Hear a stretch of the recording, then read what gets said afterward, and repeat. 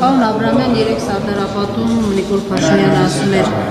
հայտարարել է նաև որ խաղաղություն լինելու եւ այլն եւ այսօր կրկին գրակոծներ են եղել Սյունիքում Խոզնավարի ուղղությամբ, էլի բնակելի տան ուղղությամբ են կրակել այս ֆոնին Փաշինյանի լավատեսությունը ինչից է գալիս Ես ուզում եմ սրա համատեքստում նաև մեկ այլ բան հիշեցնեմ նախ վերջի մեկ շաբաթվա ընթացքում երկու բավական ուշագրավ հայտարարություն ա եղել առաջինը պետքարտուղարի հայտարարությունն ա եղել կոնգրեսում ով ըստ էության ասել է որ անկախ այն հանգամանքից որ գործընթաց է գնում Հայաստանի եւ Ադրբեջանի միջև սակայն լարվածությունը պահպանվում է Եվ երկրորդը դա երեք Ռուսաստանի պաշտպանության նախարարի հայտարարություններ, որը շատ ավելի կոնկրետացրեց եւ ասաց, որ Սյունիքի շուրջ կա լարված իրավիճակ։ Հիմա տեսեք,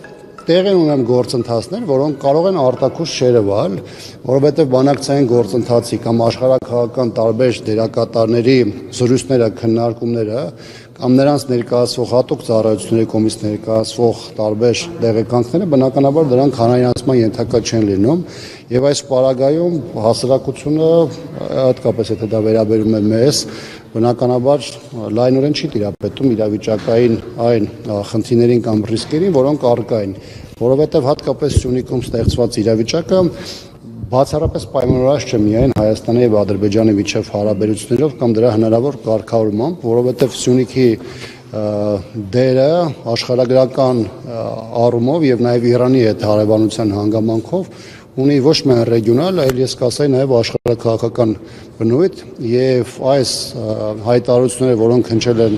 ոչ պատահական երկրների, ոչ պատահական պաշտոնյաների կողմից, բնականաբար դրանց պետք է վերաբերել լրջորեն։ Սա նաև ուշագրավ է այն տեսանկյունից, որովհետեւ վերջին 2-3 ամիսներին գոնե արտաքուս մեր հասարակությունը միայն ականատես է լինում տարբեր երկրներից հնչող լավատեսական կամ մոտալուտ հանգուցալուծման հետ կապված տարբեր հայտարարություններ եւ որոշակի, այսպես ասած, կոմֆորտ զոնա է ստեղծվել եւ կարծես թե որոշակիորեն նաեւ մարդկանց մոտ տպավորություն է ստեղծվել, թե իրավիճակը գնում է խաղաղության հաստատման ճանապարհով։ Բայց դրան զուգահեռ արդեն երևի 1.5 ամիս կամ միգուցե արդեն մոտենում ենք 2-րդ ամսին առաջնակցի տարբեր ուղղություններով կա Ադրբեջանի կողմից միտումնավոր եւ համակարգված խախտումների շարք դրանք առավել բնույթ վտանգավոր բնույթ ունեն հատկապես Սյունիքի մարզի երկու բնակավայրի ուղղությամբ Խոզնավարի եւ Խնածախի երևի դա առաջին հերթին նրանով է պայմանավորված որը բնակավայրերը բավականին մոտ են առաջնագծում եւ Ադրբեջանի համար բավականին հեշտ թիրախ են դառնում եւ թեև իշխանությունը սկզբնական շրջանում չէր ուզում այդ մասին հրապարակումներ անել, բայց իրավիճակը այնպեսի շարժը վերց է, որ ստեղծված իրավիճակում պարզապես այլ տարբերակ չկար, քան դրա մասին որոշակի զգուշավոր եւ փափուկ հաղորդագրություններ իրականացնել են։ Գործները այդուհանդերձ ինչի մասին են վկայում ավելի բանակցությունների սեղանի շուրջ ուղեղացնել դիրքերը, թե ուզում են այսպես սադրել, որպեսզի այս կողմից է գրակոծներ լինի եւ որպես պատերազմի նախնական կարելի է ասել։ Գիտեք Այն ինչ որ դրսևորում է առաջնագծում այսօր 5 տարի առաջ 10 տարի առաջ դրանում կա շատ ընդգծված քաղաքական էլեմենտ։ Սա զուտ պատահական կրակոցներ չեն։ Պատահական չի լինում, որ այդ կրակոցները սկզբում լինում են անկանոն, հետո մարտական դիրքերի, հետո արդեն ուղիղ բնակավայրի ուղղությամբ։ Ընդ որում նշանառության տակ են վերցված կոնկրետ արդեն առանձնատներ եւ ոչ միայն այս կամ այսօր հաղորդված տեղեկատվության հետ կապված, այլ սրանից նաեւ մի քանի շաբաթ առաջ մի քանի անգամ նաեւ բնակավայրի ուղղությամբ ուղղված այդ կրակոցները ակնհայտ են դարձնում, որ ուղիղ եղել է նշանառություն, որովհետեւ խոցման տիրույթը եղել է ապակիները, այսինքն տան ապակիները դուրն է եղել եւ այլն։ Այսինքն այնպես չէ, որ պատահական ինչ-որ անկանոն կրակոցներ են եղել, որոնք այս կամ այն հատվածում գյուղի արձանագրվել են։ Հիմա Ադրբեջանը սրան զուգահեռ նաեւ բավականին ագրեսիվ ձևով խոսում է այսպես կոչված Արևմտյան Ադրբեջանի մասին։ Ավելին ասեմ, սա այնպես է, այնքան են նրանք փորձում լրջացնել, որ նույնիսկ այս վերջերս նախորդ շաբաթ Թուրքիայում տեղ ունեցած կոնֆերանսի ժամանակ միջազգային, որին բավականին ներկայացուցչականներ, Ադրբեջանի նախագահը իր մասնակցությամբ նաև հայտարարեց, որ Հայաստանի իշխանությունը պարտավոր է այդ համայնքի հետ աշխատելու, կոնկրետ ժամկետներ սահմանելու նրանց այսպես կոչված Հայաստան վերադարձի համար, նրանց իրավունքների պաշտպանության մասով եւ այլն։ Այս թեման իհարկե անընդհատ զարգացվում էր, բայց գնալով սրանք շատ ավելի թիրախային են դառնում։ Ավելին նաև հոգևոր առաջնորդը հայտարարել է ոչ միայն այսպես կոչված Երևանի այդ հոգևոր այդ խորհրդի ձևավորման մասին, այլ բավականին ագրեսիվ ռետորաբանություն եւ հարձակումներ է սկսվել Մայրաթորի նկատմամբ, որովհետեւ Մայրաթորը թե նկատել եք բավականին ակտիվ է Ադրբեջանից հնչող տարբեր հայտարարություններից, սկսած Արցախին վերաբերող կամ արցախցիների պաշտպանությունից, միջև Ադրբեջանի կողմից արտահայտվող տարածքային հավակնությունների մասով եւ նաեւ սրանով պայմանած նաեւ որոշակի տեսնում եմ վերջին շրջանում նաեւ Մայրաթորի նկատմամբ ադրբեջանական ուժգնացող նաեւ հարձակումներ։ Ադրբեջանը ակնհայտորեն երկու նպատակ է այստեղ ծառայեցնում, առաջինը փորձում է օգտագործել այս հանգամանքը, որպեսզի բանակցային գործընթացում, եթե ոչ այս, ապա այլ իր համար առաջնային համարվող թեմաներում ստանա Հայաստանի համար զիջում, եւ երկրորդը, ինչի՞ չէ, Ադրբեջանը արդեն տեսել է, որ իր ցանկությունները, որոնք ցույց կարող է որպես ցանկություն արտահայտվեր 10 տարի առաջ կամ 15 տարի առաջ, որոշակի փուլում դարձել է իր համար իրականություն, եւ Ադրբեջանը նաեւ ինստիտուցիոնալ առումով հիմք է դնում Հայաստանի դեմ այդ տարածքային հավակնությունները շատ ավելի ծանրակշիռ դիրքում դնելու համար։ Հայկական կողմից պետք է պատասխան լինի, պարոն Աբրահամյան։ Արմեն Խաչատրյանը ասում է, սա պարզագույն հարց է, հայկական կողմը չպետք է գնա սադրանքների։ Եթե համարժեք պատասխանել լինի, կշարունակի Ադրբեջանի կողմիցները։ Գիտեք, արձագանքել Ադրբեջանին չպետք է հասկանալ միայն պայմանականորեն առաջին գծի կամ մարտական դիրքից ավտոմատով կամ, չգիտեմ, գնդացրով որևէ հարված հասնելը։ Ակնհայտորեն ես արդեն ասացի, որ սա իր մեջ ներառում է քաղաքական, դիվանագիտական էլեմենտ, այստեղ կա հսկայական նաև քարոզչական էլեմենտ, դեռ չեմ ասում այն ներգործության մասին հոգեբանական առումով, որը դա թողնում է հայ հասարակության համար, դա միայն սահմանամերձ բնակիչներին չի վերաբերում, որոնց ուղղությամբ այդ կրակահերթերը լինում են որոշակի պարբերականությամբ, սա որոշակի ժամանակային կտրվածքով նաև իր հետևանքը թողնելու է նաև ողջ հայ հասարակության վրա։ Սա իհարկե այս իշխանության համար ընդհանուր քաղաքական գծի մի մասն է կազմում, որովհետև իշխանությունը մեր քաղաքացիներին զիջումների օրակարգը պարտադրելու եւ դա միակ լուծում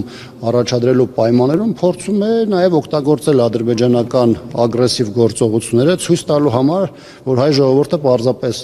այլ հնարավորություն, այլ տարբերակ չունի, քան ընդունելու ադրբեջանական բոլոր պայմանները եւ շարժվել ադրբեջանական օրակարգով։ Ըստ այդմ հայկական կողմից հայաստանյան իշխանություններից այստեղ որևէ ակնկալիք պարզապես չի կարող լինել։ Պարոն Աբրահամյան, նոր Արմեն Խաչատրյանը ասաց, որ Ամերիկայից եւ Ռուսաստանից հնչող հայտարարությունները, որ հնարավոր է ռազմական էսկալացիա ունիքում վտանգ կա, դե իրանք անում են ելնելով իրենց անձնական չէ, իրենց շահից։ Ամենաճիշտը մենք ենք ասում, ելնելով մեր շահից, որ գնում ենք խաղաղության եւ վտանգ չկա, այստեղ չկա ակասություն։ Գիտեք, խնդիրը այլ բանի մեջ է։ Ես արդեն ասացի, որ հատկապես Սյունիքի շուրջ ստեղծված իրավիճակի վրա ազդեցություն ունեն տարբեր գործոններ։ Դրանք Հայաստան-Ադրբեջան, բացառապես Հայաստան-Ադրբեջան օրակարգից դուրս են եւ այստեղ բավական նշանակություն ունի ռեգիոնալ եւ աշխարհակաղակական դերակատարների ներգործությունը եւ ակտիվ հակազդեցությունը։ Հիմա ինչքանով է սա վտանգավոր։ Իհարկե ամենապարզամիտ մակարդակում կարելի ասել, դե գիտեք, Միացյալ Նահանգներն ու Ռուսաստանը իրար հետ ունեն որոշակի հակասություններ կամ ընդգծված հակասություններ, որոնք բերում են նաև այդպիսի հայտարարությունների, բայց սա մեր խնդիրները չի լուծում եւ սա որոշակի պատկեր չի տալիս, որովհետեւ այդ դիմակայությունը նաև կարող է բերել ըստ էության լարվածության կտրուկ աճի, որովհետև նրանց դերը այս տարածաշրջանում իմանալով եւ առասարակ տարբեր կոնֆլիկտների նկատմամբ նաեւ մեծ գերտերությունների կամ աշխարհակաղակական կենտրոնների ազդեցություն իմանալով ըստ էության կարելի է նաեւ վերլուծել, որ ստեղծված իրավիճակում